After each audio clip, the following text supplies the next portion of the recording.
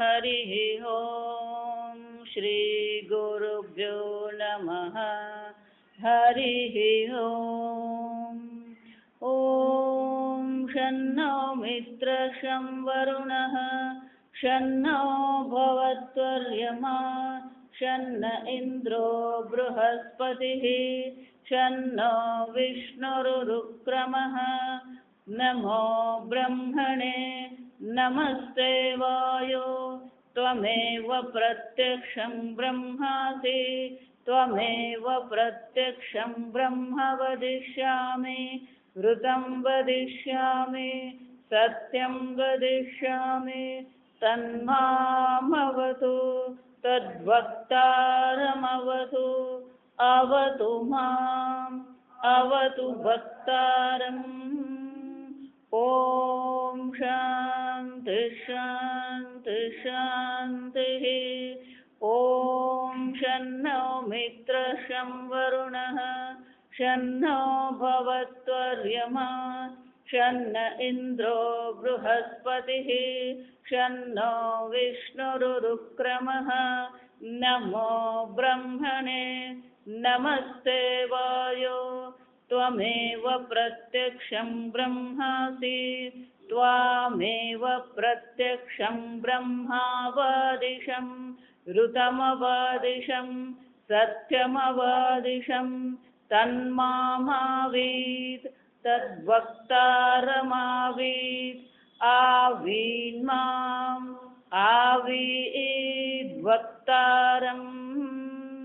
ॐ शान्ति शान्ति शान्तिः ॐ सहना भवतु सहनौ भुनक्तु सह वीर्यं करवावहै तेजस्विनावधीतमस्तु मा विद्विषावहै ॐ शान्ति शान्ति शान्तिः सदाशिवसमारम्भां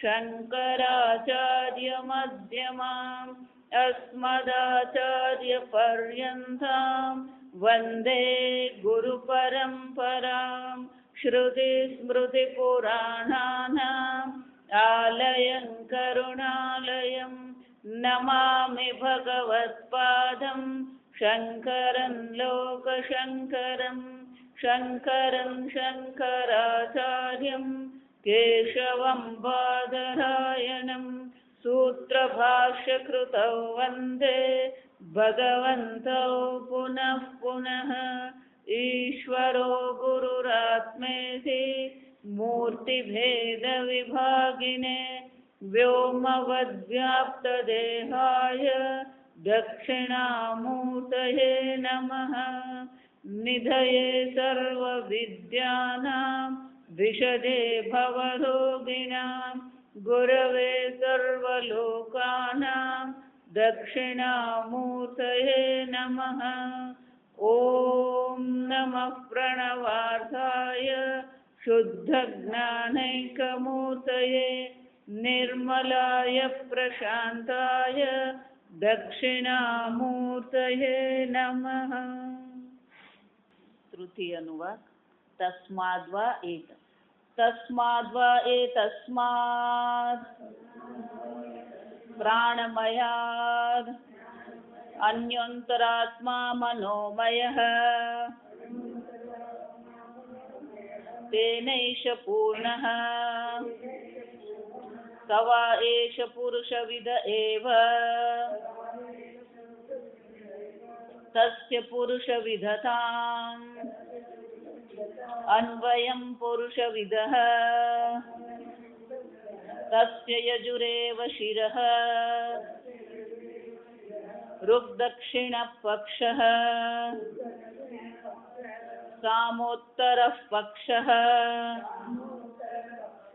आदेश आत्मा अथर्वाङ्गिरसः पुच्छं प्रतिष्ठा तदप्येष श्लोको भवति। भाष्य जूनामा 133 मनः इति संकल्पादि छेल्ले मनः इति संकल्पादि आत्मकम् अंतःकरणम् तन्मयः मनोमयः यथा अन्नमयः सोऽयं प्राणमयस्य अभ्यन्तरः आत्मा तस्य यजुरेव शिरः यजुः इति अनियताक्षरपाद अवसानः मंत्रविशेषः तज्जातीय वचनः यजुःशब्दः तस्य शिरसत्वं प्राधान्यां च यागादौ सन्निपत्य उपकारकत्वात् यजुषाहि हविः दीयते स्वाहाकारादिना वाचनीकी वा क्षीर आदि कल्पना सर्वत्र मनसो हि स्थान प्रयत्न नादस्वर वर्ण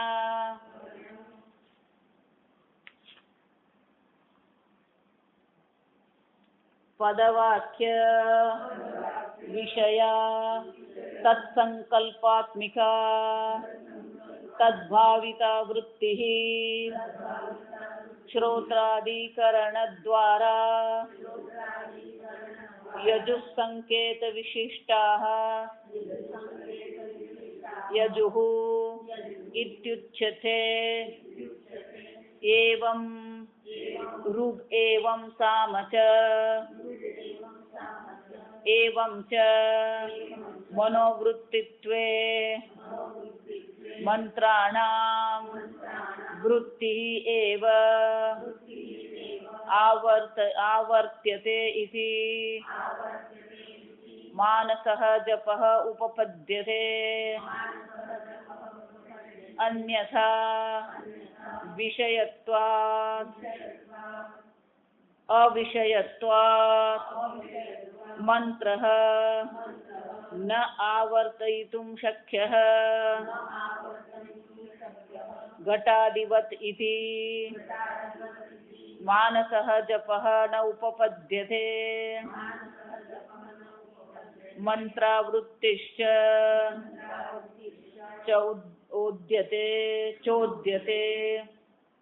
चोद्यते बहुशः कर्मसु मंत्र છે તસ્માદ્વા એતસ્માદ આત્મનઃ આ પ્રાણમય છે એ પ્રાણમય કરતા પણ પ્રાણમય જ અન્યોંતરાત્મા મનોમય એની પણ અંદર એક આત્મા છે એ આત્મા શું છે મનોમય છે અને આ મનોમય આત્મા કેવો છે મન ઇતિ સંકલ્પ વિકલ્પાત્મકમ અંતઃકરણ આ સંકલ્પ વિકલ્પ કરનાર જે અંતઃકરણ ચતુષ્ટય છે એને જ મનોમય તન્મય મનોમય યથા અન્નમય જે પ્રકારથી આ અન્નમય છે મયટ શબ્દ છે મયટ ત્યાં વિકાર છે અન્ન જે છે આ શરીરને અન્નમય કીધું તો અન્નનું છે એમ નહીં જો સમજો ઘઉં સીધું શરીર નહીં બની જાય અને રોટલી સીધી આ શરીર નહીં બને અન્ન વિકારથી જેનો જન્મ થયો અન્ન વિકારથી જેનું પાલન કરવામાં આવે અને અન્ન વિકારમાં જે પાછું શું છે લીન થઈ જાય એ જ રીતે મનોમય પણ શું છે મનઃ સંકલ્પ વિકલ્પ વૃત્તિનો જે વિકાર જે છે એને જ મનોમય કહેવામાં આવે એટલે શંકરાચાર્યજી કહે છે યથા અન્નમય જે પ્રકારથી અન્નમયમાં મયટ શબ્દનો આપણે વિકાર અર્થ કર્યો એ જ પ્રકારથી અહીંયા મનોમયમાં પણ વિકાર જ અર્થ કરવાનો છે સહયમ પ્રાણમયસ્ય અભ્યંતરઃ આત્મા, એ મનોમય કેવો છે? પ્રાણમય પણ અંદર રહેલો આત્મા છે. તસ્ય યજુરેવ શિરઃ. જો અહીંયા બહુ સુંદર ચર્ચા છે. આ થોડી પારિભાષિક ચર્ચા. કેમ? તો આગળ જે પક્ષી કલ્પના કરવામાં આવી અને પક્ષી કલ્પના કર્યા પછી કીધું તસ્તેશ પુરુષવિદ. એ કેવું છે? એ પુરુષના આકારનું છે. પુરુષવિદ એટલે કે પુરુષ આકારનું. તો અહીંયા જયારે આપણે મનોમય એમ કહીએ તો મનોમયમાં પણ શિરની કલ્પના કરવામાં આવી. જો વિચાર યજુહુ એવ શિરઃ. મનોમય કીધું તો મનોમયનું મસ્તક શું છે? યજુર્વેદ એનું મસ્તક છે. અને સીધો અર્થ શું થાય?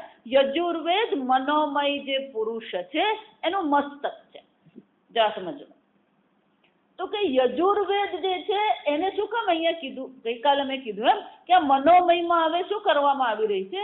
એ મનોમય શરીર જે છે, આત્મા જે છે, એને પુરુષ આકાર કહેવામાં આવ્યું. અને એ પુરુષ આકાર જે મનોમય છે એના જે અંગ દર્શાવવામાં આવી રહ્યા છે એ બધા અંગ જે છે કયા છે?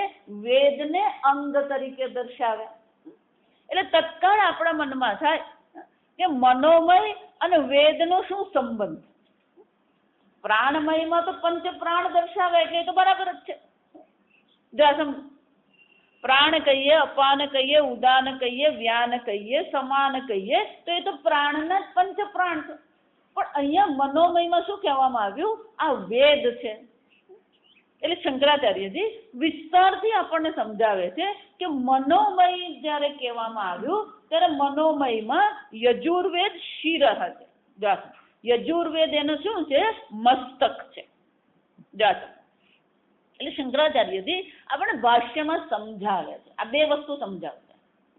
પહેલા તો મનોમય સાથે વેદ કેમ જોડવામાં આવ્યું અને મનોમયમાં જે પુરુષ આકારમાં મસ્તકને યજુર્વેદ બતાવવામાં આવ્યું તો મસ્તકને યજુર્વેદ કેમ દર્શાવે? આ બે વસ્તુ છે. જો સમજો, આપણા મનમાં કોઈ પ્રશ્ન આવે નહીં. આ સમજો, જ્યાં સુધી વિચારીએ નહીં ત્યાં સુધી કોઈ આવે નહીં. મનોમયનું મસ્તક યજુર્વેદ. પણ કેમ યજુ છે? વેદ જ કેમ છે? પહેલા તો શું છે? મનોમય અને વેદનો જ સંબંધ સમજવાનો.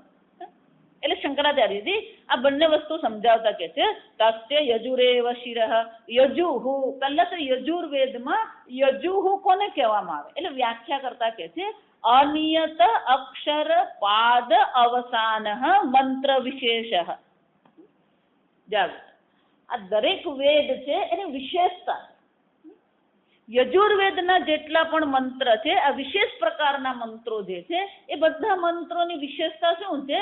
અનિયત પાદાક્ષર.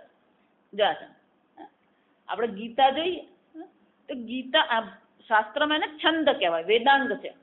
આ વેદનું એક અંગ શું છે? છંદ છે. એ છંદમાં નિયત અક્ષર હોય.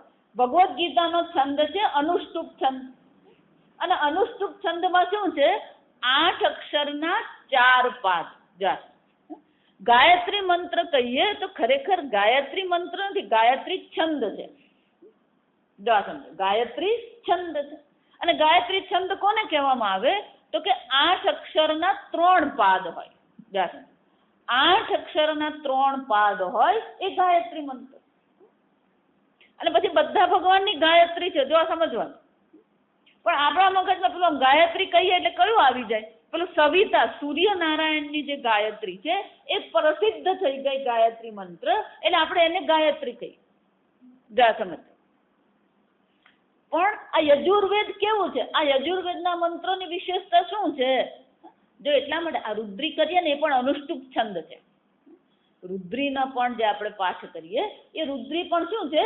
અનુષ્ટુપ છંદ છે. શ્રી સૂક્તનો પાઠ કરીએ તો એ પણ શું છે? અનુષ્ટુપ છંદ. પણ પાઠ કરતા હોય ને એટલે આપણને ખ્યાલ નહીં આવે. પણ આ યજુર્વેદ કેવું છે? એટલે શંકરાચાર્ય શું કે છે? અનિયત અક્ષર પાદ. એના અક્ષર પણ નિયત એટલે નિશ્ચિત નથી, એના પાદ પણ શું છે? નિશ્ચિત નથી. અવસાન, એ ક્યાં પૂરું થાય ને એ નક્કી નહીં હોય. ક્યારેક પેલું એક વાક્ય મંત્ર શરૂ થાય ને એ લાંબો ચાલ્યા જ કરતો હોય. આપણો શ્વાસે ખૂટી જાય પણ પેલો મંત્ર પૂરો નહીં થાય. જો વિચાર, એનો અર્થ શું થાય? એનો પાદ, એના અક્ષર અને એનું અવસાન, એટલે ક્યાં એ મંત્ર પૂરો થાય એ કોઈ નિશ્ચિત નથી. આમ અનિયત અક્ષર, પાદ, અવસાન જે મંત્રોના છે એ બધા મંત્ર વિશેષને શું કહેવામાં આવે? યજુઃ એવું કહેવામાં આવે. તજ્જાતીય વચન યજુ શબ્દ. અને આવા પ્રકારના તજ્જાતીય એટલે કે આવા પ્રકારના જે મંત્રો જે છે એ મંત્રોને જ યજુ શબ્દ કહેવામાં આવે. તસ્ય શિરસ્ત્વમ. અને આ યજુર્વેદ જે છે એને શું બતાવવામાં આવ્યું? એનું શિરપણું, મસ્તકપણું બતાવવામાં આવ્યું. તો કે એને મસ્તકપણું કેમ કીધું? પ્રાધાન્ય. શંકરાચાર્ય પહેલું શું કહે છે? પ્રાધાન્ય. બે કારણ આપે શંકરાચાર્ય કે યજુર્વેદને બધા વેદોમાં યજુર્વેદને શિર કેમ કહેવામાં આવ્યું? પ્રાધાન્ય. કારણ કે એ પ્રધાન મંત્રો છે, મુખ્ય છે. કેમ? યાગાદૌ સન્નિપત્ય ઉપકારકત્વાત. આ યાગ જ્યારે કરીએ, યજ્ઞ જ્યારે આપણે કરીએ તેમાં અનેક વસ્તુઓ હોય. જો સમજો, યજ્ઞ જ્યારે કરવામાં આવે ત્યારે એનું કુંડ બનાવવામાં આવે, પછી એનું હવી હોય, એના મંત્રો હોય, એના બ્રાહ્મણો હોય. જો આ બ્રાહ્મણો પણ 4 પ્રકારના બ્રાહ્મણો હોવા જોઈએ. 4 વેદના 4 બ્રાહ્મણો હોવા જોઈએ. યજુર્વેદના જે બ્રાહ્મણ જે છે એને અધ્વર્યુ કહેવાય. જો આપણને બધી આપલા શું કહેવાય, અટક બધાની ખબર છે આપણને. જો વિચાર, યજુર્વેદના જે બ્રાહ્મણો છે એટલે કે યજુર્વેદના જાણકાર જે બ્રાહ્મણો જે છે એને અધ્વર્યુ કહેવામાં આવે. ઋગ્વેદના જે જાણકાર બ્રાહ્મણો જે છે, આ યજુર્વેદના જે બ્રાહ્મણો છે ને એ મંત્રો ઉચ્ચારણ કરતા હોય. અધ્વર્યુ એટલે કે જે મંત્રનું ઉચ્ચારણ કરનારા.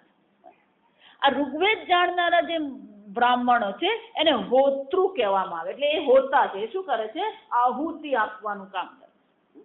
એ જ રીતે સામવેદ જે છે એ બધા શું કરે છે? ઉદ્ગાતૃ કહેવાય. ઉદ્ગાતૃ એટલે કે એ લોકો આ બધા મંત્રો, સામવેદના મંત્રોનું ગાન કરતા હોય. એટલે એનો અર્થ શું થયો કે આ બધા વેદ જે છે, યજુર્વેદ કહીએ, ઋગ્વેદ કહીએ અને સામવેદ, એમાં આ બધા 3 છે ખરા, પણ 3માં મુખ્ય કયું છે? કે યજુર્વેદ મુખ્ય છે. કેમ? સન્નિપત્ય ઉપકારકત્વા. વેદ યાગ જ્યારે કરવામાં આવે ત્યારે 2 પ્રકારના ઉપકારક છે. એક સન્નિપત્ય છે. આ જો તમારા નીચે લખેલું છે, નીચે પેલું નોટમાં એને લખેલું છે કે સન્નિપત્ય એટલે કે જે સાક્ષાત કારણ છે, જેના વગર યાગ થઈ શકે નહીં. આરાટ એટલે શું છે? એને પેરિફેરિયલ કહેવાય. પેરિફેરિયલ એટલે કે આસપાસની બધી વસ્તુઓ હોય. એટલે શંકરાચાર્ય સ્વયં આપણને કારણ બતાવે છે. યજુષાહી હવિહિ દીયતે સ્વાહાકારાદિના. આ યજુર્વેદના મંત્રો દ્વારા જ શું કરવામાં આવે છે? હવિહિ દીયતે, હવિનો આહુતિ આપવામાં આવે. એનો અર્થ શું થાય? યજુર્વેદના મંત્રો, જો એટલે કહું, લોકો શું કરતા પેલા બેઠા બેઠા આમ તલ નાખતા હોય. જા સમજ, ને આપણે શું માનીએ? મેં આહુતિ આપી. જા, એ ભગવાન જ સમજતો હોય. જા સમજ, અને એ ભગવાન છે ને એટલે સમજે. આ સમજો, ખરેખર શું કરવાનું હોય? આહુતિ આપતી વખતે શું કરવાનું હોય? પેલા યજુર્વેદના મંત્રોનું ગાન કરવાનું. એ મંત્ર પાઠ કરતા કરતા કરવાનું હોય. એટલે શંકરાચાર્ય શું કહે છે? સ્વાહાકારાદિના. સ્વાહાકાર શું છે?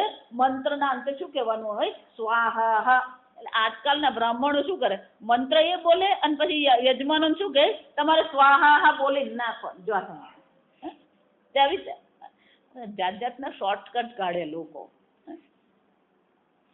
તો શંકરાચાર્ય કહે છે કે આ આહુતિ આપતી વખતે સ્વાહાકાર આદિ મંત્રો દ્વારા જ આહુતિ આપવામાં આવે તો જ આહુતિ. જો સમજો, ઇન્દ્રસ્ય ઇદમ મંત્ર ઇન્દ્રને બોલ્યા પછી પેલી આહુતિ આપે ત્યારે શું કહેવાનું? ઇન્દ્રસ્ય ઇદમ ન મમ ઇન્દ્રાય સ્વાહા.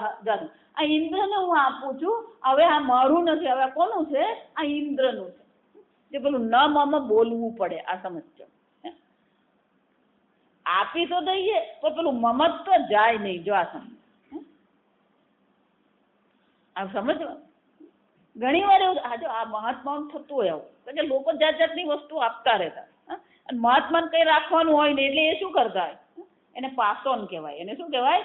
એ બધું પાસ ઓન કરી જ દેવાનું. અપરિગ્રહ કરવો હોય શું કરવું પડે? એ જે આવે ને બધું પાછલે બાર ને બધું ક્યાંક ને કોઈક આવી જ જતું એટલે આપી દેવા.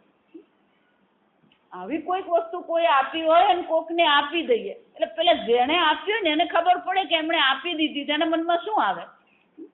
એને દુઃખ લાગ્યું તો એનો અર્થ શું થયો? ન મમ થયું નથી. જાસન આ મેં તમને આપ્યું ને તમે વાપર્યું નહીં. જાસન આપી દીધું પણ તારું છે જ નહીં, મારે શું કરવું હું જાણું, તારે શું કામ નક્કી કરવું? જાવી છે એટલે હા મંત્રમાં એવું જ થાય. એટલે પેલું બોલાવડાવે, દરેક મંત્ર પછી બોલવાનું હોય ઈધર ઇન્દ્રસ્ય ઇદમ, આ ઇન્દ્રનું છે, ન મમ મારું છે નહીં. એટલે શંકરાચાર્યજી કહે છે આ યજુર્વેદ શિર એટલા માટે છે કે એના વિના શું છે આ યજ્ઞ થઈ શકે જ નહીં, અને એટલા માટે એ પ્રાધાન્ય છે. આ એક હવે શંકરાચાર્યજી બહુ સરસ મજાની વાત કરે કે હું હંમેશા ભાર આપીને કહું છું, જ્યાં તમારી બુદ્ધિ તમારું મન પહોંચતું નથી, જો એટલા માટે આ આર્ષ દર્શનમાં પણ આપણે આ લેખ આવી ગયો જાસન, જ્યાં મનુષ્ય બુદ્ધિ મનુષ્યનું મન જ્યાં પહોંચી શકતું નથી એને પ્રમાણ કહેવામાં આવે. પ્રત્યક્ષેન અનુમિત્યાવા યસ્તુ ઉપાયન વિદ્યતે. પ્રત્યક્ષ પ્રમાણ અને પરોક્ષ પ્રમાણ દ્વારા જેને જાણી શકાતું નથી પણ એ છે અને જાણવા યોગ્ય છે, અને એને જાણવા માટે કોણ છે? આ વેદ પ્રમાણ છે. વેદમાં પહેલી બુદ્ધિ કઈ થવી જોઈએ? પ્રમાણ બુદ્ધિ થવી જોઈએ. સાયન્ટિફિક કહેવાનું જ નથી, જો સમજો, કારણ કે વિજ્ઞાનનું ક્ષેત્ર તો પ્રત્યક્ષ જગત છે. વિજ્ઞાનનું જે ક્ષેત્ર છે એ તો કયું છે? પ્રત્યક્ષ જગત. એને અને વેદને કોઈ સંબંધ નથી. કે જે પ્રત્યક્ષ અને પરોક્ષ પ્રમાણથી પર વસ્તુ જે છે એના જ્ઞાન માટે આ વેદ શું છે? પ્રમાણ છે. એટલે શંકરાચાર્યજી કહે છે કે બહુ અક્કલ દોડાવવાની જરૂર નથી, બહુ તર્ક વિતર્ક કરવાની જરૂર નથી. કેમ? એટલે બીજું કારણ આપતા કે છે વાચની કીવા શિરાદિ કલ્પના સર્વત્ર.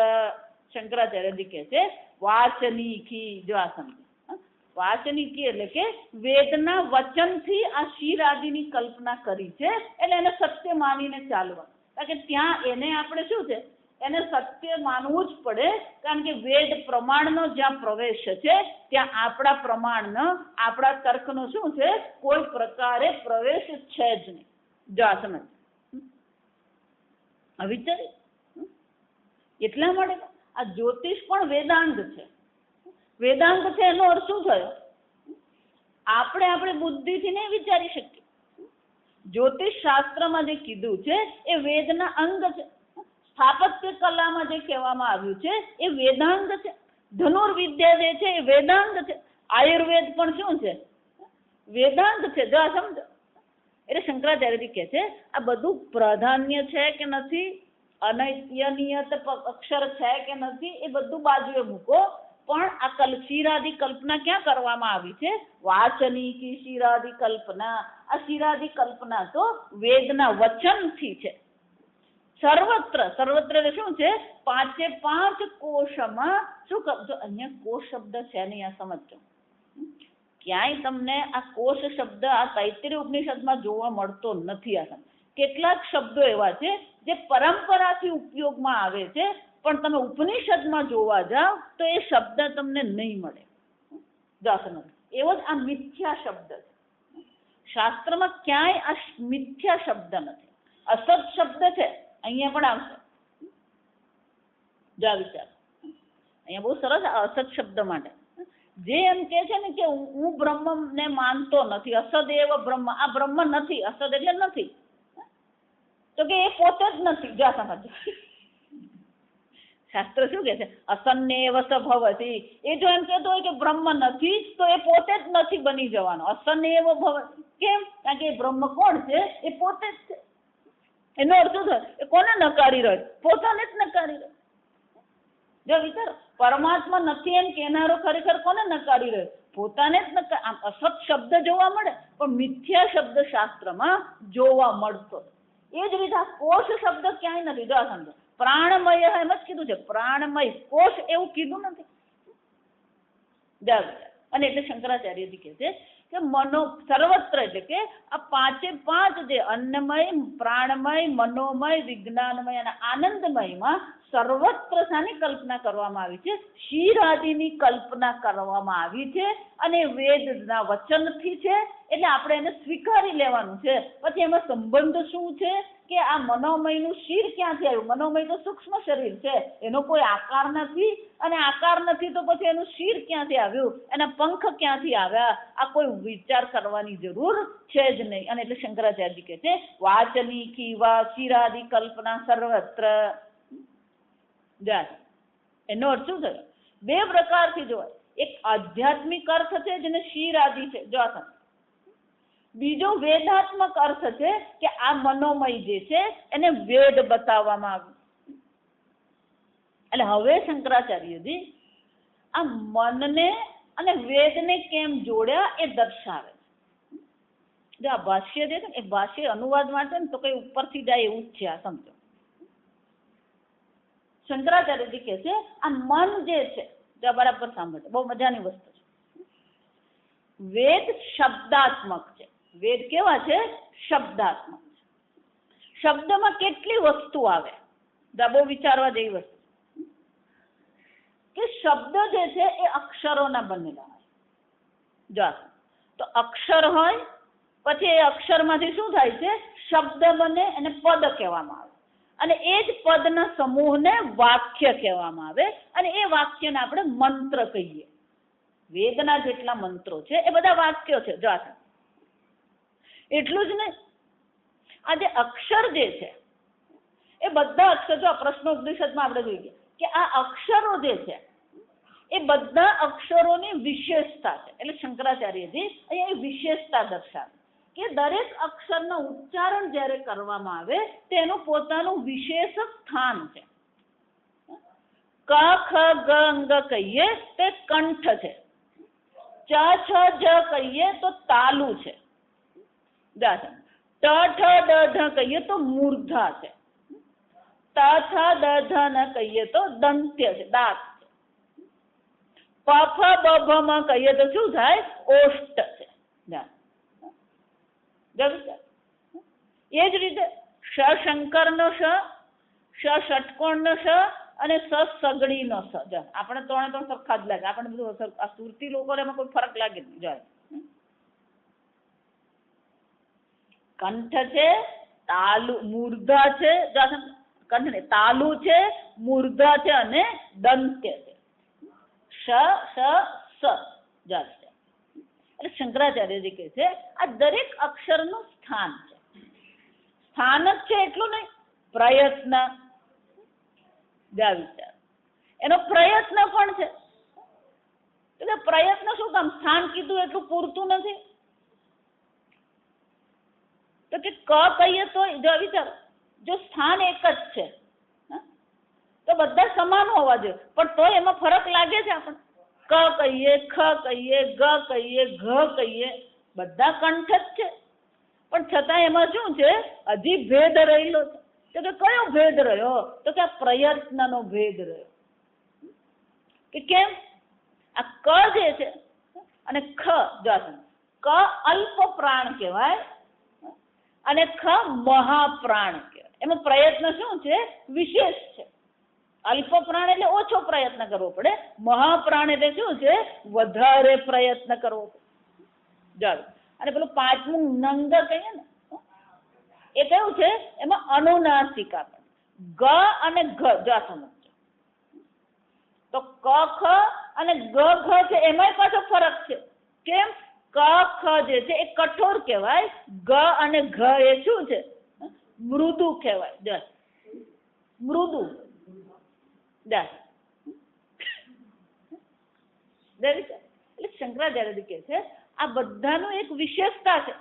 એટલું જ નહીં, નાદ, સમજા મૃદુ ને કઠોર જે કહીએ એ આપણે હવા જે છે એ જે ફેફસામાંથી હવા જે નીકળે છે અને કયા સ્થાન પર એ હવા લાગે છે એને અનુરૂપ પેલો નાદ ઉત્પન્ન થાય, એને અનુરૂપ શું છે અવાજ ઉત્પન્ન થાય, ક ખ ગ ઘ જ. એટલે શંકરાચાર્યજી કહે છે સ્થાન પ્રયત્ન નાદ સ્વર. સ્વર આપણે ત્યાં બહુ છે જ નહીં. સ્વર એટલે શું કહેવાય? 3 પ્રકારના સ્વર છે. ઉચ્ચૈહિ ઉદ્દાત, બધું પાણીની મુનિયા બધું સમજાવ્યું. જ્યાં સુધી પેલું મૂળ પાણીની સૂત્ર સમજીએ નહીં આમાંની કશી ખબર પડે ને. ઉચ્ચૈહિ ઉદ્દાત નીચૈહિ અનુદાત, આ 3 પ્રકારના સ્વર છે. ઉદ્દાત અનુદાત સ્વરિત. જો તમે લોકો બોલો ખરા, હું બોલાવું ને એટલે શીખી જાવ તમે, પણ ક્યાં શું કર્યું ખબર નહીં. શન્નો મિત્ર શમ વરુણ, બોલો ખરા શમ વરુણ વરુણ, વ શું થયો પેલો ઉદ્દાત થઈ ગયો. સહના ભવતુ, તો સમાં અ શું છે નીચે છે. તો આજે સ્વર જે છે, પછી વર્ણ, આ બધું થાય ત્યારે પેલો વર્ણ બને. વર્ણ એટલે અક્ષર. અક્ષર ને વર્ણમાં ફરક છે. કકાર કહીએ ને એ વર્ણ કહેવાય, ગકાર કહીએ ને એ વર્ણ કહેવાય, પણ ક એમ કહો ને તો એ અક્ષર કહેવાય. કેમ કે ક અને એમાં અ જોડાઈ ગયો. ક્ષ એમ કહીએ તો ત્યાં શું છે? ક છે, ષટકોણ નો શ છે અને અ છે, તો એને શું કહેવામાં આવે? અક્ષર કહેવામાં આવે. તો સ્થાન પ્રયત્ન સ્વર આ બધું ભેગું થઈને પહેલા શું બને? વર્ણ બને. એ વર્ણ જે છે એ વર્ણના સમૂહને પદ કહેવામાં આવે. સમૂહને શું કહેવાય? પદ કહેવાય, શબ્દ. એ શબ્દના સમૂહને શું કહેવામાં આવે? વાક્ય કહેવામાં આવે. એ ચર્ચા જરાક જુદી છે પણ બહુ મજાની. હવે વિચાર, હમણાં મેં ઘણા બધાને એક SMS મોકલાવ, એ SMS વાંચવા જેવું. શંકરાચાર્ય એ જ વાત અહીંયા શંકરાચાર્યજી કરી, બહુ અદભુત છે. હું જયારે આ શબ્દો બોલું છું ને, તો અદભુત શબ્દ જયારે હું બોલું છું ત્યારે તમે અ, પછી દ ખોડો, પછી ભ, પછી પેલો લાંબો ઉ, પછી ત, પછી આવું વિચારો છો? હે જરા સમજો. એનો અર્થ શું થયો? અક્ષરનો કે સ્વરનો વિચાર નથી ત્યાં. અદભુત શબ્દ સાંભળ્યો એટલે શું થવાનું? એનો અર્થ તમારા મનમાં શું થાય છે? સ્ફુરણ થઈ જાય. સફરજન એમ કહો એટલે શું થાય? મનમાં પેલું સફરજન પદાર્થ આવી જ જાય. પદ જેવું આવે એટલે પદાર્થ મનમાં શું થવાનો? સ્ફુરિત થવાનો જ છે. વિચાર. એટલે શંકરાચાર્યજી કહે છે કે આ બધું અલગ અલગ છે ખરું, પણ આ બધા મંત્રો જે છે વાક્ય છે.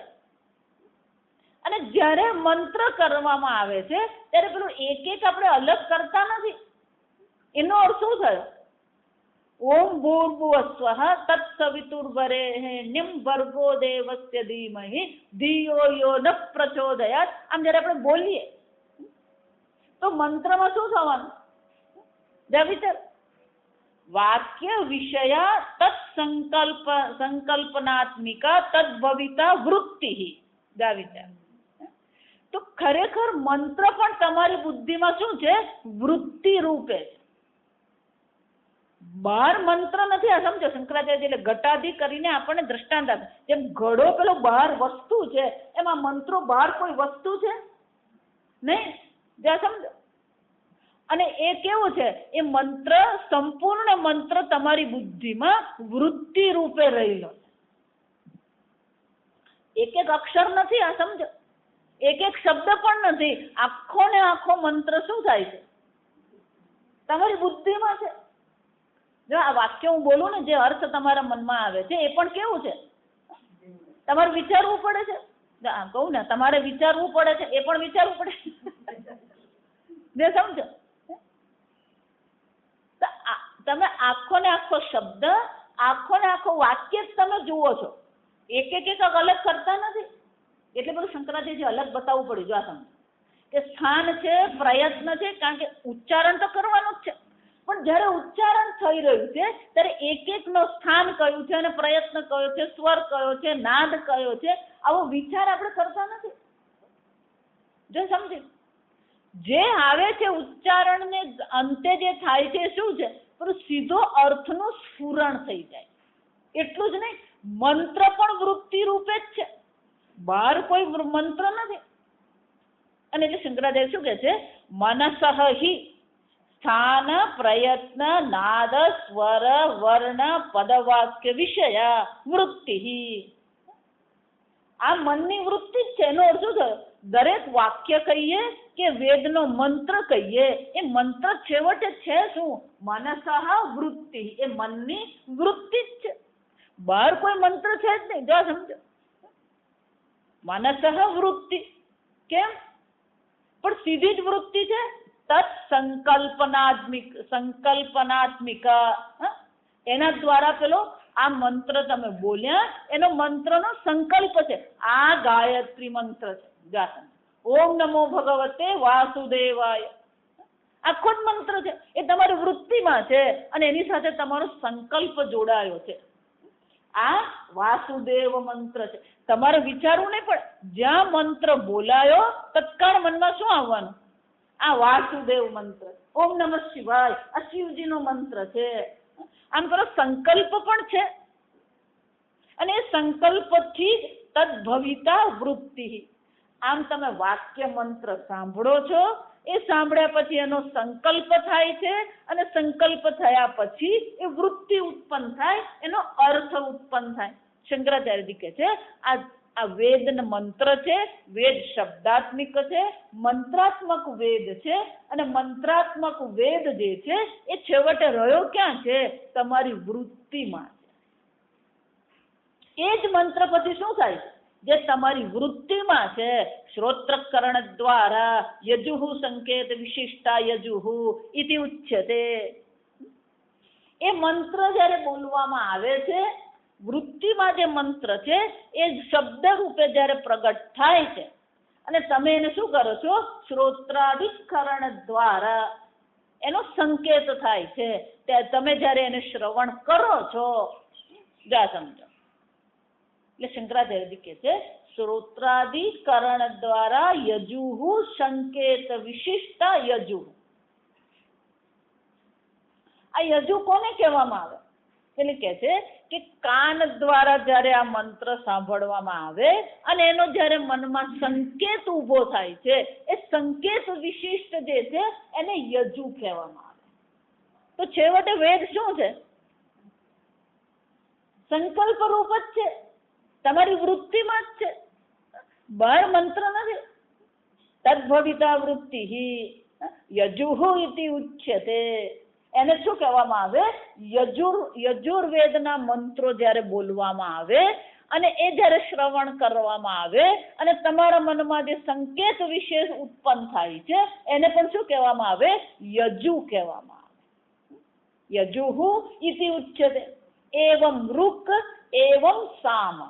એ જ પ્રકારથી ઋગ્વેદ છે અને એ જ પ્રકારથી સામવેદ છે. જા આપણને વેદનું જ્ઞાન નથી એટલે આપણને બધું સરખું જ લાગે, પણ જે વેદ જાણનાર છે જ્યારે પેલો મંત્રનું ઉચ્ચારણ થાય તત્કાળ એ કહી દે આ યજુર્વેદનો મંત્ર છે, આ ઋગ્વેદનો મંત્ર છે, આ સામવેદનો મંત્ર. અથવા તો આ બ્રાહ્મણ શું કરી રહ્યો છે, આ બ્રાહ્મણ સામવેદનું ગાન કરી રહ્યો છે. તત્કાળ એની બુદ્ધિમાં શું વૃત્તિ ઉત્પન્ન થાય, આ સામવેદનું ગાન કરી રહ્યો છે. અને સામવેદ જે છે વૃત્તિમાં છે, પણ એ સામવેદ જે છે એ પણ વૃત્તિ રૂપે છે. એટલે શંકરાચાર્યજી કહે છે જે પ્રકારથી યજુર્વેદને તમે વૃત્તિ રૂપે સમજો છો એ જ પ્રકારથી ઋગ્વેદને સામવેદને પણ શું કરવાનું છે, મનની વિશેષ વૃત્તિ રૂપે જ સમજવાનું છે. એવમ ચ મનોવૃત્તિત્વે મંત્રાણામ. આ દરેક મંત્ર છેવટે કેવા છે, મનની વૃત્તિ રૂપે છે. વૃત્તિ એવ આવર્તયતે ઇતિ માનસઃ જપ ઉપપદ્યતે. અને આ જે વૃત્તિ છે એનો શું કરવા કરવામાં આવે છે? આવર્તય છે. એ જ મંત્રનું શું કરવામાં આવે? આવર્તન કરવામાં આવે. તો આવર્તન જ્યારે કરવામાં આવી રહ્યું છે, એક જ મંત્ર લઈએ, એ વૃત્તિ રૂપે જે મંત્ર છે એનું જ્યારે આવર્તન કરવામાં આવે ત્યારે જેને શું કહેવામાં આવે? જપ ઉપપદ્યતે. તો તમે જ્યારે જપ કરી રહ્યો છો ત્યારે શું થઈ રહ્યું છે? આવર્તન જ થાય. જો સમજજો. પણ એ આવર્તન કયા પ્રકારથી છે? વૃત્તિ રૂપે જ છે. જો આ ઓમ નમઃ શિવાય રુદ્રીમાં આવ્યા, સમજો, એટલે વેદ મંત્ર છે. ઓમ નમઃ શિવાય શું છે? જેમ ગાયત્રી વેદ મંત્ર છે એમ આ ઓમ નમઃ શિવાય પણ શું છે? સમજ, પેલા 8મા અનુવાકમાં આવે. તો ઓમ નમઃ શિવાય, ઓમ નમઃ શિવાય, ઓમ નમઃ શિવાય આ પ્રકારથી જ્યારે મંત્રનું વૃત્તિમાં આવર્તન કરવામાં આવે છે ત્યારે જપ શક્ય બને. ઉપપદ્યતે એટલે કે જપ કરવું શક્ય બને છે. ના પણ અમે તો બોલીને કરી. તું બોલીને કરે તોય પણ પહેલા તો ક્યાં હોવું જોઈએ? એ બોલે ક્યારે? સમજ, મનમાં હોય તો જ શું કરી શકશે? એ બોલી શકશે. તો મનમાં તો છેવટે મંત્ર હોવો જ જોઈએ, તો જ એ બોલી શકે. એટલે બોલવું એમ કહીએ કે પાઠ કરવો કહીએ તો પણ પેલી વૃત્તિ તો ત્યાં રહેલી જ છે. એટલે શંકરાચાર્યજી કહે છે અન્યથા અવિષયત્વાદ મંત્ર ના આવર્તયિતુમ શક્ય. જો એ વૃત્તિનો વિષય ન હોય તો પછી એનું આવર્તન કરવું શક્ય બને જ નહીં. વૃત્તિનો વિષય અવિષયત્વ, જો એ વૃત્તિનો વિષય નહીં હોય તો એનું આવર્તન થઈ શકે નહીં. કેવી રીતે? ઘટાદિવત ઇતિ માનસ જપ ન ઉપપદ્યતે. ઘટાદિવત, પેલો ઘડો એમ છે. જો વિચાર, અહીંયા બે અર્થ કરવાનો. પેલો ઘડો ઘડો ઘડો એવું આપણે કરીએ એને મંત્ર કહેવાય? જો આ જગતમાં એટલું બધું આધ્યાત્મિક જગતમાં એવું બધું જાત જાતનું ચાલી રહ્યું છે, વિચાર, આપણને ખબર જ નથી, નથી ખબર ને એટલી શાંતિ છે. કેટલાક મહાત્માઓ છે, આ અમેરિકામાં એવું એક તૂથ ચાલી જ રહ્યું, વર્ષોથી ચાલી રહ્યું. એટલે ગુરુ શું કે, હું તને એક સિક્રેટ મંત્ર આપું, જા, એ મંત્ર તારે કોઈને કહેવાનો નહીં. પણ અમેરિકન ને એટલે દરેકમાં અર્થ કાઢવાનો પ્રયત્ન કરે. એટલે પછી પેલો ડાયો થઈને પૂછે, હા પણ ગુરુજી એનો અર્થ શું થાય? એનો અર્થ નહીં, આ ફક્ત મંત્ર છે.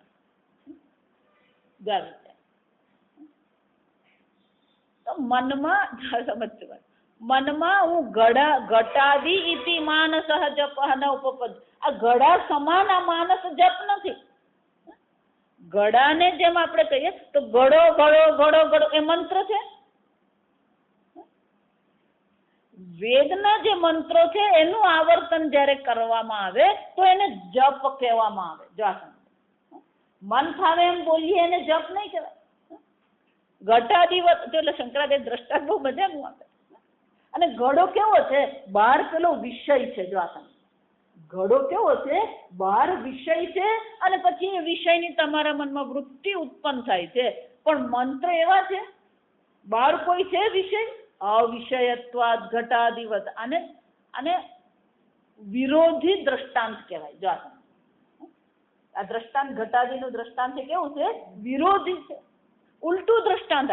જેમ ઘડા આદિ વિષય બહાર છે અને પછી તમારા મનમાં વૃત્તિ ઉત્પન્ન થાય, એ પ્રકારથી મંત્ર કોઈ બહાર છે નહીં, અવિષયત્વ. અને ઘડો શબ્દ જે છે એનો તમે આવર્તન કરો તો એને જપ કહેવાય નહીં, પણ મંત્રનું આવર્તન કરો તો શું કહેવાય? એને જપ કહેવાય. મંત્ર આવૃત્તિ ચોદ્યતે બહુશઃ કર્મસુ. શંકરાચાર્યજી કહે છે અનેક કર્મમાં કોનું આવર્તન કરાવવામાં આવે છે? આ મંત્રનું આવર્તનનો ચોદ્યત એટલે આદેશ કરવામાં આવે. જો વિચાર, આ તરફ કોઈ પણ યજ્ઞ કરાવો ને એટલે એ લોકો કહે તમને મહારુદ્ર જાસન, મહારુદ્ર યાદ કર્યો, એનો અર્થ શું થાય? એના નિયત મંત્રની આહુતિ છે. એકાદશ રુદ્રી એમ કહીએ આપણે, એટલે રુદ્રીના 11 અનુવાક છે. જો આ સમજ, 11 અનુવાક જે છે એનો 11 વાર આપણે જયારે આહુતિ કરીએ એને રુદ્રી કહેવાય. એ 11 ને 11 વાર કરીએ ત્યારે શું થાય? મહારુદ્ર કહેવાય. 121 થાય. આ સમજ. એટલે શંકરાચાર્ય શું કહે છે?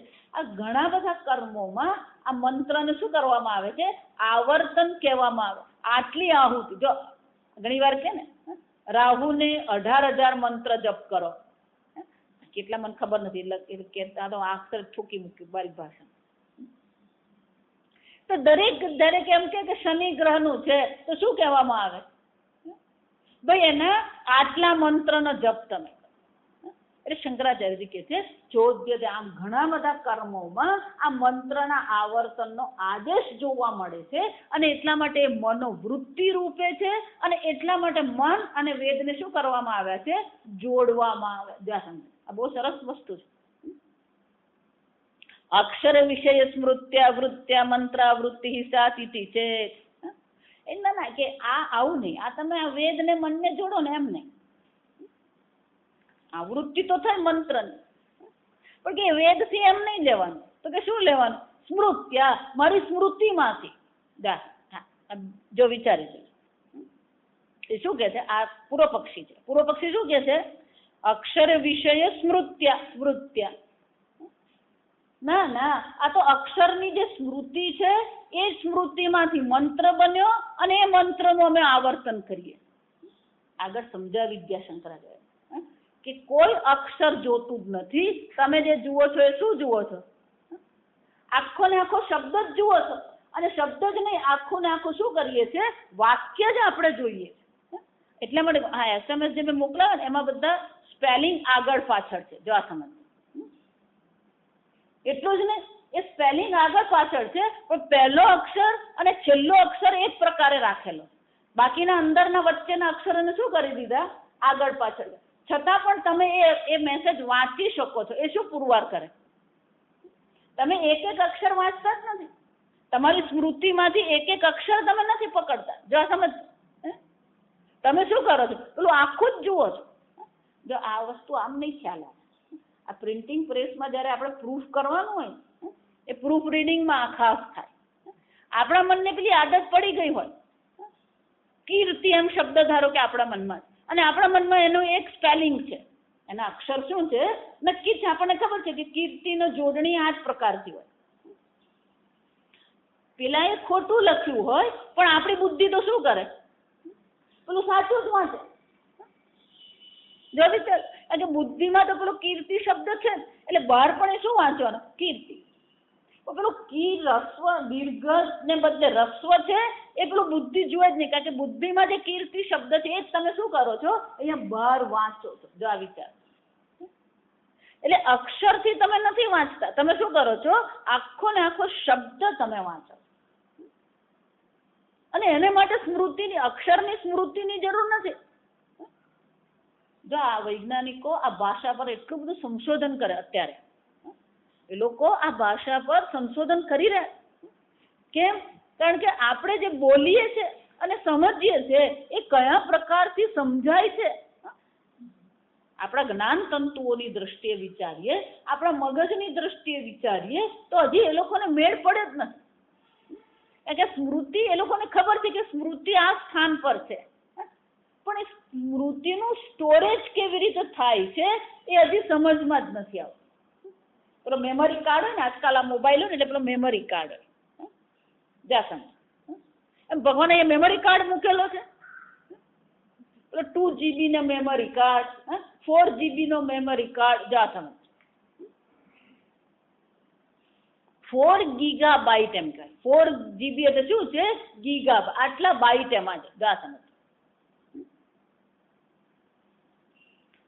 આપણી બુદ્ધિને, આપણા મગજમાં જે આ બધી સ્મૃતિઓ જે છે એ જે સંગ્રહાયેલી છે, ત્યાં આપણે તો ખાલી 4 GB નું હોય ને તોય બહુ ખુશ થઈએ. આ વિચાર.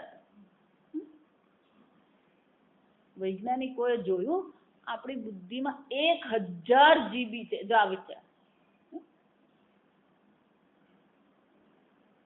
આપણી જે સ્મૃતિ જે છે, ધારો કે 100 માણસો છે, એનો ફોટો છે, એ 100 માણસોના મુખનો ફોટો છે, અને એમાં તમારા પિતાજી હોય, તમે શું કરશો? ઓળખી નાખો કે નહીં?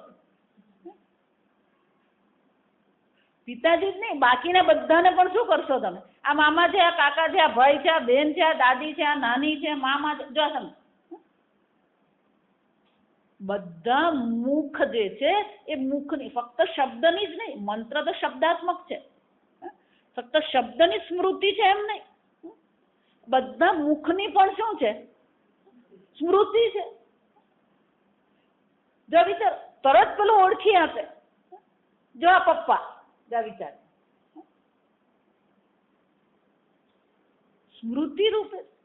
તો કે મંત્ર પણ સ્મૃતિ રૂપે છે, એવું કહીએ ચાલે કે નહીં? અક્ષર વિષય, જો સમજો, અક્ષર વિષય સ્મૃત્યાવૃત્યા.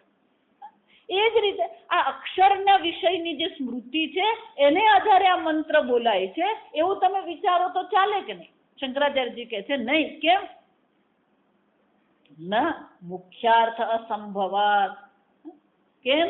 કારણ કે જ્યારે તમે મંત્રનું ઉચ્ચારણ કરો છો ત્યારે તમે અક્ષર કે શબ્દ જોતા નથી, તમે શું કરો છો? એનો મુખ્ય અર્થ જ તમે જુઓ છો. અદ્ભુત એમ જ્યારે હું કહું તો ત્યાં શું થવાનું? એક એક અક્ષરને તમે જુઓ છો, અક્ષરના સમૂહને જુઓ છો કે એના અર્થને જુઓ છો? મુખ્ય જો શંકરાચાર્યજી કહે છે એક એક અક્ષરની સ્મૃતિથી જો આ ચાલતું હોય તો પછી પેલો મુખ્ય અર્થ તમારી સામે શું થાય? પ્રગટ થાય નહીં. પણ જ્યાં મંત્ર બોલાય છે અને અર્થ પણ શું થાય છે? પ્રગટ થઈ જ રહ્યો છે. અને એટલા માટે એ સ્મૃતિથી છે એમ નહીં કહેવાય, વૃત્તિથી છે એમ કહેવાય. એને વાક્ય વૃત્તિ કહેવાય. આ સમજો, સંપૂર્ણ વાક્યરૂપી વૃત્તિ તમારા મનમાં સ્ટોર થયેલી છે, એક એક નહીં. જો એટલા માટે આ સંસ્કૃત આપણને પાઠ કરવો અઘરો કેમ લાગે? કારણ કે એ તમારી સ્મૃતિમાં નથી. ધારો કે હું તમને અત્યારે લલિતા સહસ્રનામનો પાઠ કરવાનું કહું, તમે ક્યારેય લલિતા સહસ્રનામનો પાઠ કર્યો ન હોય તો તમારા માટે એ શું થઈ જાય? અઘરું પડે. કેમ અઘરું પડે? કારણ કે એનું આવર્તન તમે કર્યું નથી. 2 વાર આવર્તન કરો એટલે તત્કાળ શું થઈ જાય? દસમ. તો ત્યાં સ્મૃતિ કામ કરી ગઈ કે આવર્તન કામ કરી? અસમ. અને આવર્તન કરવાથી શું થવાનું? એ વૃત્તિ રૂપે તમારી બુદ્ધિમાં સંગ્રહાઈ જ ગયેલું છે. પછી આખો શબ્દ જ ત્યાં છે, એક એક અક્ષર નથી. આ સમજો. અને એટલે શંકરાચાર્યજી કહે છે કે સંપૂર્ણ મંત્ર વૃત્તિ રૂપે ત્યાં છે, એક એક અક્ષર રૂપે નથી ત્યાં. આખો ને આખો શબ્દ, આખું ને આખું વાક્ય તમે સમજો છો. હું વાક્ય પૂરું કરું છું અને તત્કાળ તમારા મનમાં શું થાય છે? અર્થનું સ્ફુરણ થાય છે. જો વિચારો, એનો અર્થ શું થયો? એને સ્મૃતિને કોઈ સંબંધ નથી, તો જ પેલો મુખ્ય અર્થ સંભવિત થઈ શકે. જો એટલે શંકરાચાર્યજી કહે છે કે આ પ્રકારથી આ વૃત્તિ રૂપે મંત્ર છે. અને એટલા માટે મનોમય કોષમાં કોને લેવામાં આવ્યું? વેદને લેવામાં આવ્યું. કારણ કે વેદ પણ શું છે? મંત્રાત્મક છે. અને મંત્ર કયા રૂપે છે? વૃત્તિ રૂપે છે. અને એટલા માટે આ વેદ મનોમય કોષને વેદ કહેવામાં આવ્યું. અને મન કેવું છે? સંકલ્પ વિકલ્પાત્મકમ મન. આ સંકલ્પ વિકલ્પ કરનાર જે મન છે એ મનનું જ મસ્તક શું છે? યજુર્વેદ છે. ત્રિપ્રથમા અન્વાહ ત્રિઉત્તમામિતિ ઋગાવૃત્તિ શ્રૂયતે. શંકરાચાર્યજી કહે છે જેવી રીતે યજુર્વેદના મંત્રની આ વૃત્તિ છે જે તમારા મનમાં વૃત્તિ રૂપે છે, એ જ રીતે ઋગ્વેદની પણ આવૃત્તિ છે. શંકરાચાર્યજી આ સ્મૃતિથી થતું નથી, આવૃત્તિથી થાય છે. જો એટલે કહે છે કે જ્યારે આ મંત્ર બોલવામાં આવે, ત્રિહિ પ્રથમામ અન્વાહ ત્રિઉત્તમામ ઇતિ ઋગ્વાવૃત્તિ શ્રૂયતે.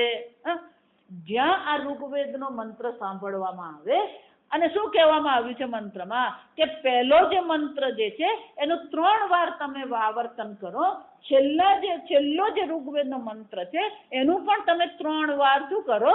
આવર્તન કરો. આવું જ્યારે સાંભળવામાં આવે તો તત્કાળ આપણે શું કરીએ? એક એક સમજતા નથી. આપણે સમજી ગયા કે પહેલો મંત્ર કેટલી વાર બોલવાનો છે? 3 વાર. છેલ્લો મંત્ર કેટલી વાર બોલવાનો છે? 3 વાર. એક વાર મનમાં એ ફિટ થઈ ગયું પછી શું છે? 3 વાર શું થવાનું? એનું આવર્તન થવાનું. એટલે શંકરાચાર્ય તત્ર રૂચઃ અવિષયત્વે તદ વિષયસ્ય સ્મૃતિ આવૃત્તૌ ચ ક્રિયમાણામ ત્રીહિ પ્રથમામ અન્વાહ ઇતિ ઋગાવૃત્તિઃ મુખ્ય અર્થઃ ચોદિતઃ પરિત્યક્તઃ સ્યાत्. શંકરાચાર્યજી કહે છે આ જો સ્મૃતિ રૂપે હોય, પહેલો મંત્રને 3 વાર બોલવાનું છે, એ જો તમે સ્મૃતિ રૂપે લેશો. જો શંકરાચાર્યજી આગળ આપણે તર્કથી સમજાવે છે કે ઋગનો જે આ વિષય જે છે અવિષયત્વે તદ વિષય સ્મૃત્યા આવૃત્તૌ ચ ક્રિયમાણાય, જો એને સ્મૃતિથી જો તમે એની આવૃત્તિ કહેશો તો શું થશે? પ્રથમમ અન્વાહ ઇતિ ઋગાવૃત્તિઃ મુખ્ય અર્થ ચોદિતઃ પરિત્યક્તઃ સ્યાत्. જો એને તમે સ્મૃતિથી કહેશો તો 3 વાર એને 3 વાર એની આવૃત્તિ જે કરવાની છે એનો જે મુખ્ય અર્થ છે એ શું થઈ જશે? એ મુખ્ય અર્થનો ત્યાગ થઈ જશે. સ્મૃતિથી નથી, એ વૃત્તિથી છે. આપણી બુદ્ધિમાં અનેક પ્રકારની વૃત્તિઓ છે. મન એટલે વૃત્તિ છે, બુદ્ધિ પણ એક શું છે? વિશેષ વૃત્તિ છે. ચિત્ત પણ શું છે? વૃત્તિ છે. સ્મૃતિ અને વૃત્તિ કહેવાય, ધીને વૃત્તિ કહેવાય, પ્રજ્ઞાને વૃત્તિ કહેવાય, મેધા પણ શું છે? વૃત્તિ છે. તો સ્મૃતિ તો અનેક વૃત્તિઓમાંની એક વૃત્તિને શું કહેવામાં આવે? સ્મૃતિ કહેવામાં આવે. તો આ મંત્ર સ્મૃતિ છે. શંકરાચાર્યજી કહે છે મંત્ર સ્મૃતિ નથી. એની આવૃત્તિ જ્યારે તમે કરો છો તો એ સ્મૃતિથી આવૃત્તિ નથી, એ મંત્ર તમારા મનમાં શું કરે? જો સ્મૃતિ હોય ને જા વિચાર તો તમે ભૂલી ગયા તો શું થવાનું? એટલે અહીંયા ઘડી કહે છે આ માનસ જપ જે છે, આવૃત્તિ જે છે, મુખ્ય અર્થ જે એને આદેશ કરવામાં આવ્યો છે આની આવૃત્તિ કરવાની છે. તો એ વૃત્તિ જે આવૃત્તિ થઈ રહી છે એ સ્મૃતિની આવૃત્તિ નથી થતી. આવૃત્તિ કોની થાય છે? મંત્રની આવૃત્તિ થાય. મંત્ર તમને યાદ રહી ગયો વસ્તુ અલગ છે, પણ જ્યારે તમે આવૃત્તિ કરો છો ત્યારે શું છે?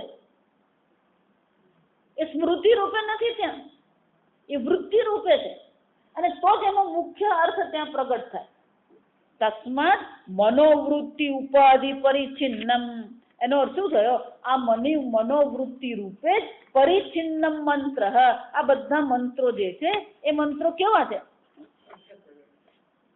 તમારી બુદ્ધિમાં અર્થ પ્રગટ કરનારા એ બધા મંત્રો છે.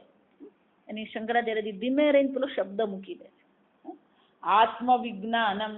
આ આત્મજ્ઞાન પણ છે, એ પણ છેવટે શું થવાનું? સ્મૃતિ રૂપે છે. વિચારો, હા મને યાદ છે હું બ્રહ્મ છું, એવું કહેવાનું મને યાદ છે હું બ્રહ્મ છું. સ્મૃતિ ને એ વૃત્તિ જ છે, પ્રગટ વૃત્તિ છે. જો પેલું શંકરાચાર્યજી કહે છે તસ્માન મનોવૃત્તિ ઉપાધિ પરિચ્છિન્નમ આત્મવિજ્ઞાનમ મંત્રાહ ભવતી. આ બધા જે મંત્રો જે છે એ શું કરી રહ્યા છે? આત્મવિજ્ઞાનમ મંત્રાહ, આત્મજ્ઞાન પ્રગટ કરનારા જે બધા મંત્રો જે છે એ મંત્રો પણ સ્મૃતિ નથી, પણ છેવટે ક્યાં ઘડી છે? મનોવૃત્તિની ઉપાધિથી પરિચ્છિન્ન બધા મંત્રો છે, અને મનોવૃત્તિ રૂપે જ છે. જો સમજો, બ્રહ્મ સમજો એટલા માટે આ શબ્દ પણ છેવટે નીકળી જવો જોઈએ. હું બ્રહ્મ છું એ સમજ્યા પછી હું બ્રહ્મ છું પણ શું જવું જોઈએ? એટલે ત્યાં કે છે શબ્દાતિ વર્તતે, 6થા અધ્યાયમાં ભગવાન શું કહે છે? પછી એ મુનિ શું કરે છે? આ શબ્દને પણ શું કરી જાય છે? પાર કરે. પણ પહેલો પાર નથી કરવાનો, પહેલા એને સમજવાનો છે. સમજદારી આવ્યા પછી પેલા શબ્દની પણ આવશ્યકતા રહેતી નથી. એક વાર હું બ્રહ્મ છું એટલે કે હું પૂર્ણ છું, ત્યાં બધા શબ્દ જ બોલવા પડે. એટલે તો કે એ શબ્દ આપણી પાસે છે, પેલું અર્થનું સ્ફુરણ નથી થતું. તકલીફ ક્યાં છે? વેદાંતમાં આવ્યા પછી પણ શબ્દાત્મક આપણે રહીએ છીએ, અર્થાત્મક એ થતું નથી. હું નિત્ય આત્મા છું એમ કહીએ તો નિત્ય આત્મા શબ્દ છે, પણ અર્થનું સ્ફુરણ થયું? અર્થનું સ્ફુરણ થયું તો જ્ઞાન થઈ જાય. આ સમજ વિચાર, હું પૂર્ણ છું એ અર્થ તત્કાળ મનમાં શું થવો જોઈએ? પ્રગટ થવો જોઈએ. પૂર્ણ છું એનો અર્થ શું થયો? કોઈ પ્રકારની મર્યાદા મારામાં છે જ નહીં. અને જે પણ કઈ મર્યાદા છે એ ઉપાધિની મર્યાદા છે, આત્માની કોઈ મર્યાદા છે જ નહીં. આમ પોતાનું પૂર્ણત્વ, પૂર્ણપણું આપણા મનમાં શું છે? પ્રગટ થવું જોઈએ. એટલે શંકરાચાર્યજી કહે છે પેલું સ્મૃતિ હોય ને તો પેલું અર્થ સ્ફુરણ નહીં થાય. આ સમજો, અર્થ સ્ફુરણ તો ક્યારે થાય? એ પ્રગટ વૃત્તિ રૂપે હોવું જોઈએ, સ્મૃતિ રૂપે નહીં.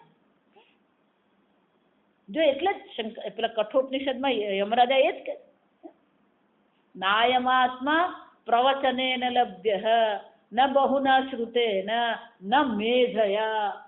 ગ્રંથ ધારણ કરવા માત્રથી, ગ્રંથ ધારણ કરીએ, ગ્રંથના શબ્દનો અર્થ પણ ધારણ કરીએ તો પણ આ આત્મા પ્રાપ્ત થતો નથી. જાસમ એટલા માટે ગુરુ માટે બે વિશેષણ વાપરવાનો, શ્રોત્રિયમ બ્રહ્મનિષ્ઠમ. શ્રોત્રિયમ એટલે કે એની પાસે શબ્દો છે, શાસ્ત્ર છે એની પાસે, પણ શાસ્ત્રની સાથે સાથે એનું શું છે? અર્થનું પણ એને સ્ફુરણ છે, એને બ્રહ્મનિષ્ઠ. એટલે ભગવાન પણ ત્યાં બે શબ્દ વાપરે, તદ્વિધિ પ્રણિપાતેન પરિપ્રશ્નેન સેવયા ઉપદેક્ષંતિ તે જ્ઞાનમ જ્ઞાનિનઃ તત્વદર્શિનઃ. એ જ્ઞાનીઓ જે છે એટલે કે જેને આ શાસ્ત્ર શબ્દનું જ્ઞાન છે, શબ્દના અર્થનું જ્ઞાન છે, એટલું જ નહીં એ અર્થનું સ્ફુરણ પણ એને થયું છે, એ તત્વદર્શી પણ છે. ઉપનિષદમાં શ્રોત્રિય બ્રહ્મનિષ્ઠ કહેવામાં આવ્યું, અહીંયા આગળ જ્ઞાની અને તત્વદર્શી કહેવામાં. અને એટલે શંકરાચાર્યજી કહે છે આ મંત્રના અર્થનું જે સ્ફુરણ જે છે એ સ્મૃતિથી, એક એક અક્ષરના સ્મૃતિથી નથી. જો એટલે કહું છું વારંવાર, ગુજરાતીમાં પણ એ જ છે, કોઈ પણ ભાષા હોય અર્થનું સ્ફુરણ તો શું છે? એક એક અક્ષરના વિષયથી નથી, પૂર્ણ શબ્દ અને પૂર્ણ વાક્યનું જ આપણા મનમાં શું થાય છે? અર્થનું સ્ફુરણ થાય છે. અને એટલે શંકરાચાર્યજી કહે છે સ્મૃતિ અહીંયા ઉપયોગી નથી. અર્થનું શું છે? સીધું એવં ચ નિત્યત્વોપપત્તિ વેદાના. શંકરાચાર્યજી કહે છે આ પ્રકારથી જો તમે સમજશો કે મનની વૃત્તિ રૂપે જ બધા મંત્રો રહ્યા છે, તો જ આ વેદો જે છે એ વેદોનું નિત્યત્વ તો જ પુરવાર થાય. જો સમજો, જો એને સ્થૂળ રૂપે તમે લેવા જશો તો એ નિત્ય પુરવાર થશે. વેદ જો એટલા માટે બીજો લેખ વેદ અપૌરુષેય છે. બીજા આર્ષ દર્શનમાં મેં લેખ લખ્યો કયો છે? વેદ અપૌરુષેય છે. એ કોઈ પુરુષ બુદ્ધિથી ઉત્પન્ન થયા નથી. વેદ નિત્ય છે. કેમ? કારણ કે એ ક્યાં રહ્યા છે? વૃત્તિ રૂપે રહ્યા. અને એ જ વૃત્તિ રૂપ જે વેદ છે એનું અન્ય બુદ્ધિમાં શું કરાવવાનું છે? એને સંક્રમણ કહેવાય. મારી બુદ્ધિમાં જે મંત્ર છે, મંત્રનો જે અર્થ છે, એ અત્યારે હું શું કરી રહી છું? તમારી બુદ્ધિમાં સંક્રમણ કરું છું. અને તમારી બુદ્ધિમાં પણ શું થાય છે? એ જ અર્થનું સ્ફુરણ થવું જોઈએ. આ થવું જોઈએ બોલવું પડે.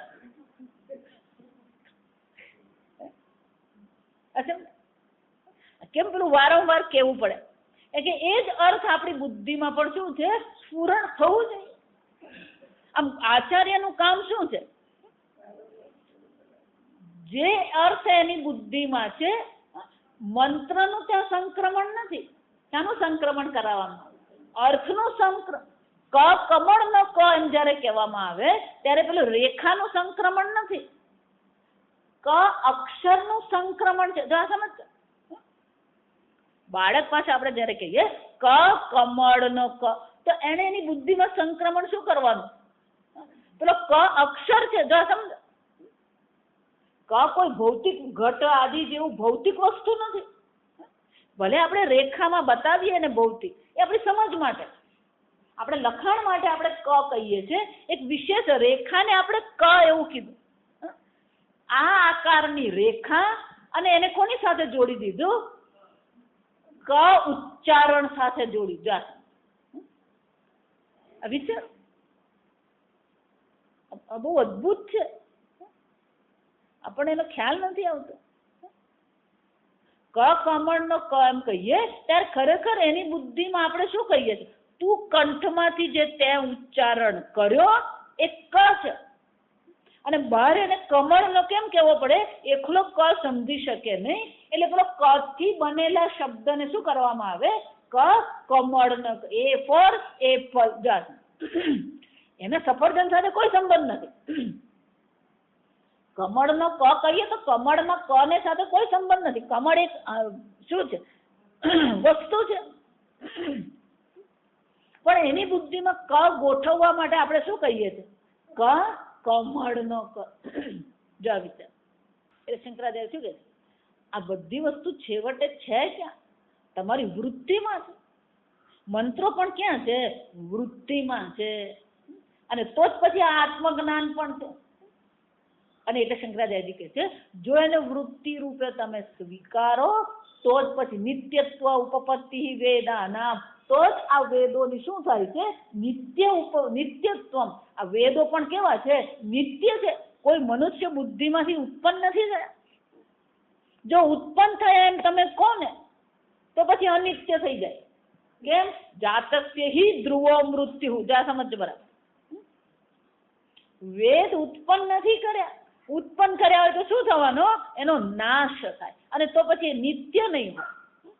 એટલા માટે જો આ પાઠ આપણે શાંતિ પાઠ શરૂઆતમાં કરીએ ત્યારે પણ આપણે શું બોલીએ? સદાશિવ સમારંભામ શંકરાચાર્ય મધ્યમામ અસ્મદાચાર્ય. જેમની પાસે હું શાસ્ત્ર અધ્યયન કરું છું એ મારા આચાર્ય પર્યંત વંદે ગુરુ પરંપરા. આમ આચાર્યની બુદ્ધિમાંથી શિષ્યની બુદ્ધિમાં, શિષ્યની બુદ્ધિમાંથી એના શિષ્યની બુદ્ધિમાં, આમ છેવટે મંત્રો પણ શું થઈ રહ્યા છે? વૃત્તિ રૂપે જ છે. અને તો જ પછી એનું શું થાય છે? નિત્યત્વ પુરવાર થાય. અને એટલે શંકરાચાર્યજી કહે છે મનોવૃત્તિ રૂપે મંત્રો રહેલા છે, અને મનોવૃત્તિ રૂપે જ આના અર્થનું સ્ફુરણ થાય છે. એટલા માટે જ મનોમય કોષના શિરને શું કહેવામાં આવ્યું છે? યજુર્વેદ કહેવામાં આવ્યું. એ જ રીતે આ બીજા પણ જે છે એ આપણે એ જ રીતે ગોઠવી દેવાના છે. એ આગળ આપણે ઋગ્વેદ, સામવેદ અને અથર્વવેદને જે દર્શાવ્યા છે એ બીજા અંગો જે છે એ અંગો આપણે આવતીકાલે જોઈશું. ઓમ અસતો મા સદ્ગમય તમસો મા જ્યોતિર્ગમય મૃત્યોર્મા અમૃતં ગમય.